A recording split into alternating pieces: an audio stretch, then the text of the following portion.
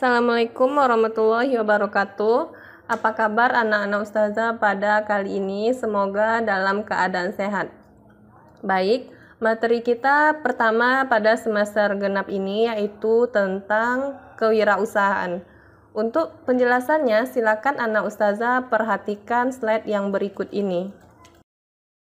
Baik, tujuan dari pembelajaran kita kali ini yaitu yang pertama menjelaskan pengertian kewirausahaan. Yang kedua menjelaskan sektor-sektor dalam kewirausahaan. Yang ketiga menjelaskan peran wirausaha dalam membangun ekonomi Indonesia. Yang keempat menjelaskan latar belakang munculnya kewirausahaan. Yang kelima, menjelaskan tahap-tahap dalam kewirausahaan. Yang keenam, menjelaskan faktor keberhasilan dan kegagalan dalam kewirausahaan. Masuk pada poin selanjutnya yaitu pengertian dari kewirausahaan. Kata kewirausahaan berasal dari kata wira dan usaha. Menurut Kamus Bahasa Indonesia, wira berarti pejuang, berani, dan berwatak agung. Sedangkan kata usaha berarti bekerja, berbuat amal, dan berbuat sesuatu. Oke, menurut secara umum, kewirausahaan ini adalah semangat, sikap, perilaku, dan kemampuan seseorang dalam menangani usaha atau mengorganisir kegiatan yang mengarah pada upaya menghasilkan produk baru dengan memanfaatkan peluang-peluang yang ada sebagai karya untuk kemajuan kehidupan manusia. Seorang wirausaha akan dapat mencapai tujuan yang diharapkannya apabila dirinya memiliki ciri-ciri wirausahaan. Baik, masuk ke poin selanjutnya yaitu ada dua sektor yang terdapat dalam wirausaha ini, di mana sektor yang pertama ada sektor usaha formal. Sektor usaha formal ini adalah lingkungan suatu usaha yang menggunakan modal yang besar dan memerlukan beberapa persyaratan khusus mengikat dalam mendirikan dan mengoperasikan usahanya. Sektor ekonomi formal bisa dalam bentuk perusahaan BUMN, BUMS, atau koperasi.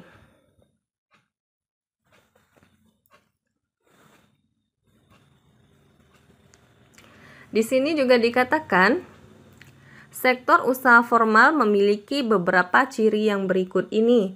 Yang pertama, memiliki izin resmi dari pemerintah. Yang kedua, kegiatan yang dilakukan dikenakan pajak. Yang ketiga, memerlukan modal yang cukup besar. Yang keempat, umumnya berada di daerah perkotaan. Yang kelima, melaksanakan sistem pembukuan dengan baik. Itu adalah penjelasan dari sektor usaha formal. Kalau misalnya ada yang formal, kebalikan dari yang formal ini pasti informal. Yang kedua yaitu ada sektor usaha informal. Adalah lingkungan suatu usaha perseorangan yang berskala kecil, yang tidak memerlukan persyaratan khusus yang mengikat dalam mendirikan usahanya. Sektor usaha informal menjadi sektor ekonomi yang paling banyak menyerap tenaga kerja jika dikelola dengan baik. Sektor ekonomi ini dapat memberikan nilai ekonomi tinggi. Contohnya ada pedagang buah yang ada di pinggir-pinggir jalan. Kemudian contoh yang lainnya itu ada pedagang sayur. Kemudian sektor usaha formal memiliki beberapa ciri berikut. Yang pertama, modal yang dimiliki relatif kecil. Yang B, pencatatan administrasi sangat sederhana. Yang C, harga barang yang dihasilkan umumnya murah. Yang keempat, usahanya tidak memiliki izin dari pemerintah. Yang kelima, peralatan yang digunakan relatif sederhana. Yang keenam, kegiatan usahanya tidak dikenakan pajak. Kalau untuk memahami dari kedua sektor ini sangat mudah ya, karena kebalikannya dari formal dan informal ini. Kalau misalnya formal tadi memiliki izin dari pemerintah, sedangkan sektor usaha informal ia tidak memiliki izin dari pemerintah. Selanjutnya, peran wirausaha dalam membangun ekonomi Indonesia ini adalah antara lain yang pertama, membuka lapangan kerja. Yang kedua, meningkatkan pendapatan nasional. Yang ketiga, mengurangi kesenjangan ekonomi dan sosial. Yang keempat, mendorong terciptanya masyarakat adil dan makmur. Yang kelima, menambah investasi di dalam negeri. Yang keenam, menambah pemasukan sektor pajak. Selanjutnya, ada latar belakang munculnya kewirausahaan. Di semua negara, baik negara maju maupun negara berkembang, masalah ekonomi senantiasa muncul dari waktu ke waktu. Masalah ekonomi ini muncul disebabkan oleh sumber daya jumlahnya yang terbatas, sedangkan kebutuhan manusia relatif tidak terbatas. Hal itu diperparah dengan tidak seimbangnya distribusi sumber daya antar wilayah yang diikuti oleh tingkat pertambahan penduduk yang tinggi yang menimbulkan ledakan penduduk. Dengan adanya masalah ekonomi tersebut, lahirlah masalah-masalah sosial seperti persoalan pengangguran dan kemiskinan. Kaum penganggur umumnya berurbanisasi ke kota-kota besar tertentu dengan harapan mendapatkan kehidupan yang lebih layak. Akan tetapi, banyak di antara mereka yang tidak mendapatkan pekerjaan karena minim keterampilan dan pengetahuan. Akibatnya, pengangguran menciptakan masalah baru seperti timbulnya gelandangan dan rumah-rumah kumuh. Dengan demikian, pengangguran identik dengan kemiskinan. Persoalan pengangguran dan kemiskinan perlu dipikirkan oleh orang-orang yang memiliki jiwa wirausaha, sehingga dua masalah tersebut dapat diminimalisir. Wirausahawan diharapkan mampu memacu dan mengembangkan kegiatan ekonomi. Dengan berbagai inovasi yang dilakukan para wirausahaan, produksi barang dan jasa dipacu meningkat. Kemudian berkat kerja keras wirausahaan, terciptalah lapangan kerja, meningkatnya pendapatan, dan akhirnya aktivitas ekonomi secara keseluruhan menjadi lebih baik, sehingga dapat meningkatkan kesejahteraan masyarakat. Karena itu, wirausahawan dibutuhkan kehadirannya di semua negara dan kiprah atau andilnya selalu ditunggu oleh banyak orang. Nah, latar belakang munculnya kewirausahaan ini adalah secara historis, kewirausahaan sebenarnya sudah diterapkan dalam aktivitas ekonomi sejak dikenalkan oleh tokoh Richard Castillon pada tahun 1755. Di luar negeri, istilah wirausahaan telah dikenal sejak abad ke-16, sedangkan di Indonesia baru dikenal pada akhir abad ke-20. Nah, itulah latar belakang terjadinya kewirausahaan. Ingat ya, pada abad berapa dia masuk ke Indonesia, kemudian siapa tokoh yang membawa kewirausahaan ini di Indonesia. Ingat itu. Kemudian masuk ke tahap-tahap kewirausahaan. Suatu kegiatan ekonomi akan berjalan baik jika dilakukan secara teratur dan terorganisasi. Aktivitas kewirausahaan tentu berkaitan dengan kegiatan ekonomi tersebut. Ketika seorang wirausaha memperoleh peluang usaha dalam kegiatan ekonomi, maka ia akan menjalankan tahap-tahap kegiatan kewirausahaan seperti yang berikut ini. Tahap yang pertama yaitu ada tahap memulai. Tahap yang menunjukkan seseorang yang berniat untuk melakukan usaha segera mempersiapkan segala sesuatunya yang diperlukan. Hal ini diawali dengan melihat peluang usaha baru yang mungkin dilakukan.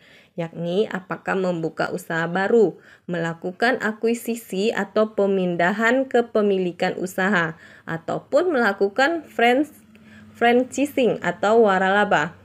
Tahap ini juga memilih jenis usaha apa yang akan dilakukan, apakah misalnya pada bidang pertanian, industri, ataupun jasa. Kemudian tahap yang kedua ada tahap melaksanakan usaha. Dalam tahap ini, seseorang wirausahawan mengelola berbagai aspek yang terkait dengan usahanya. Tahap melaksanakan usaha itu mencakup aspek-aspek pembiayaan, SDM, kepemilikan, organisasi, dan kepemimpinan. Kepemimpinan berkenaan dengan kemampuan mengelola usaha yang meliputi bagaimana mengambil risiko dan bagaimana mengambil keputusan yang tepat, menciptakan pemasaran dan melakukan evaluasi. Kemudian tahap yang C, tahap mempertahankan usaha. Tahap ini, seorang wirausaha dituntut mampu mempertahankan usahanya. Hal itu bisa dilakukan setelah mengamati hasil yang telah dicapai, melakukan analisis perkembangan yang dicapai dan menindaklanjuti usaha tersebut sesuai dengan kondisi yang dihadapi. Kemudian tahap yang terakhir ada tahap mengembangkan usaha. Tahap mengembangkan usaha dapat dilakukan apabila hasil yang kita peroleh tergolong positif atau mengalami perkembangan. Berdasarkan kondisi usaha tersebut, maka perluasan usaha menjadi salah satu pilihan yang mungkin diambil. Nah, itu adalah penjelasan dari keempat tahap kewirausahaan, di mana tahap kewirausahaan ini ada 4. Yang pertama ada tahap memulai. Setelah kita memulai, kita melaksanakan usaha tersebut. Setelah kita laksanakan, kita pertahankan usaha yang kita buat tersebut. Kemudian tahap yang terakhir yaitu mengembangkan usaha supaya menjadi lebih besar. Kemudian poin selanjutnya yaitu ada faktor keberhasilan dan kegagalan dalam wirausaha. Kegiatan wirausaha umumnya akan memperoleh keberhasilan apabila ia benar-benar mau dan mampu menjalankan atau menerapkan ciri-ciri atau sikap dan perilaku wirausahawan.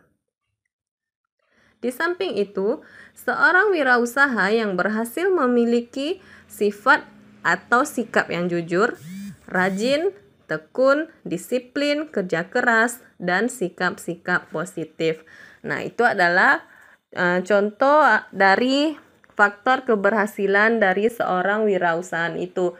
Wirausahawan akan berhasil dan akan sukses jika sikapnya memiliki sikap jujur, yang rajin, ulet, tekun, disiplin, dan lain-lain. Nah, setelah kita bahas mengenai faktor keberhasilan, tentu ada faktor kegagalannya. Adapun hal-hal yang dialami oleh wirausahaan itu, apabila usahanya gagal, berarti ada faktor-faktor tertentu yang menyebabkan.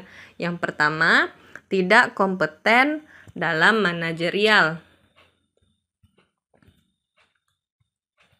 Tidak kompeten dalam manajerial ini tidak memiliki kemampuan dan pengetahuan mengelola sesuatu usaha merupakan faktor penyebab utama yang membuat perusahaan kurang berhasil. Yang kedua atau yang B, kurang berpengalaman. Kurang pengalaman baik dalam kemampuan mengordinasikan keterampilan mengelola sumber daya manusia maupun kemampuan mengintegrasikan operasi perusahaan. Yang C, kurang dapat mengendalikan keuangan. Agar perusahaan dapat berhasil dengan baik, faktor penting dalam keuangan yakni memelihara aliran kas. Aliran kas tersebut berkenaan dengan kegiatan mengatur pengeluaran dan penerimaan secara cermat. Kekeliruan memelihara aliran kas dapat mengakibatkan operasional perusahaan menjadi tidak lancar. Kemudian, Faktor yang D, gagal dalam perencanaan. Yang E, lokasi yang kurang memadai. Nah, lokasi usaha ini juga punya peran yang strategis. Juga maksudnya punya peran yang sangat penting. Jika lokasi usaha yang strategis ini merupakan faktor menentukan keberhasilan suatu usaha tersebut. Lokasi yang tidak strategis dapat mengakibatkan perusahaan sukar beroperasi karena kurang efisien. Kemudian kurangnya pengawasan peralatan. Yang selanjutnya, sikap yang kurang sungguh-sungguh dalam berusaha. Sikap yang setengah-setengah terhadap usaha akan mengakibatkan usaha yang dilakukan itu menjadi labil dan gagal.